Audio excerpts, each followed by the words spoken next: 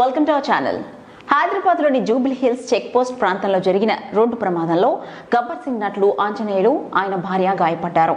ఇందిరానగర్ ప్రాంతంలో నివసించే ఆంజనేయులు రాజశేఖర్ తన భార్యతో కలిసి శనివారం రాత్రి జూబ్లీ హిల్స్ చెక్ పోస్ట్ మీదుగా గచ్చిబౌలి వైపుకు వెళ్తున్నారు.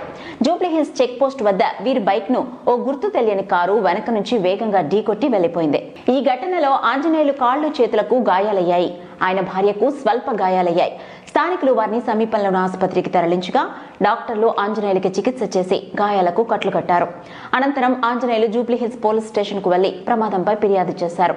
దీనిపై కేసు నమోదు చేసుకున్న పోలీసులు కారును గుర్తించే పనిలో పడ్డారు. ఆ ప్రాంతంలోని సీసీ కెమెరా ఫుటేజ్ ని పరిశీలిస్తున్నారు.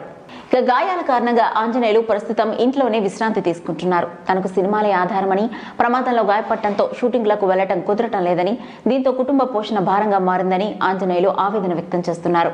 పవర్ స్టార్ పవన్ కళ్యాణ్ నటించిన గబ్బర్ సింగ్ సినిమా ద్వారా ఆంజనేయులు ఫేమస్ అయ్యారు. ఆ సినిమాలో నవ్వులు పూయించే అంత్యాక్షరి సన్నివేశంలో రోజ్ రోజ్ రోజ్ రోజా పువ్వా అనే సాంగ్ కు రాజశేఖర్ ను ఇమిటేట్ చేస్తూ ఆంజనేయులు చేసిన డాన్స్ ఆయనకు ఎంతో పేరు తెచ్చిపెట్టింది. ఆ సన్నివేశంలో పాల్గొన్న వారంతా గబ్బర్ సింగ్ గ్యాంగ్ గా ఇండస్ట్రీలో పేరు తెచ్చుకున్నారు.